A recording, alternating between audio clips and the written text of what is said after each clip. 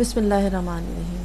السلام علیکم جماعت نہم اور دہم کے تمام طلباء و طالبات کو مس انجم کی طرف سے اردو کی کلاس میں خوش آمدید۔ عزیز طلباء و طالبات، آج کا جو سبق ہے اس میں نے جو عنوان منتخب کیا ہے وہ آپ کی کتاب کے حصہ غزلیات میں سے میر تقی میر کی غزل فقیرانہ صدا کر چلے کو منتخب کیا ہے۔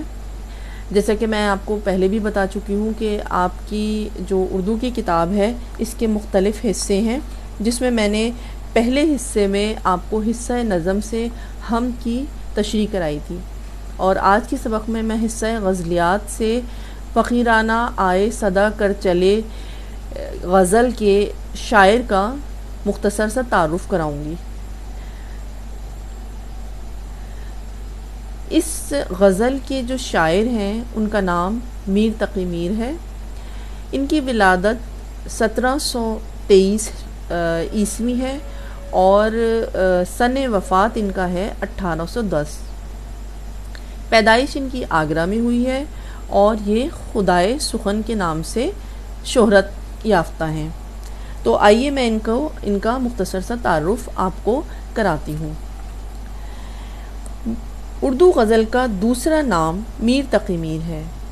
اردو زبان کے ہر بڑے شاعر اور قابل ذکر نقاد نے انہیں اردو کا سب سے بڑا غزل گو شاعر تسلیم کیا ہے۔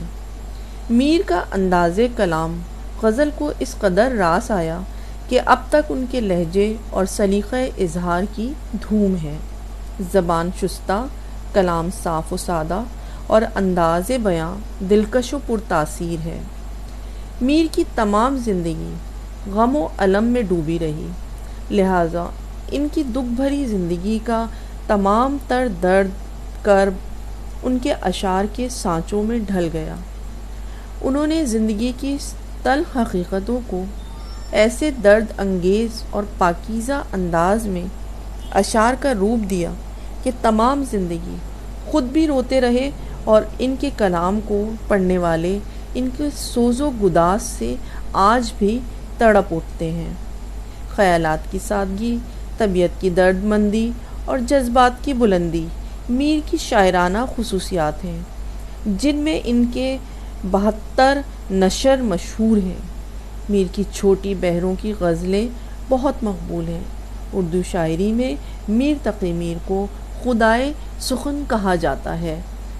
عزیز طلبہ، جیسے کہ میں نے ابھی آپ کو بتایا کہ میر تقی میر جو ہیں وہ ہمیشہ درد بھری شاعری انہوں نے کی ہے، اور وہ خود بھی روتے رہے ہیں اور دوسروں کو بھی رلاتے رہے، یعنی کیونکہ ان کی زندگی جو ہے وہ غم و الم کی داستان ہے ایک، یعنی کہ انہوں نے بچپن سے ہی بہت زیادہ برے حالات کا سامنا کرنا پڑا، جس کی وجہ سے وہ بہت دکھی دل رکھتے تھے، اور جیسا انسان کا دل ہوتا ہے اور جو وہ سوچتا ہے وہی اس کے لکھنے کا جو انداز ہے ویسا ہی ہو جاتا ہے۔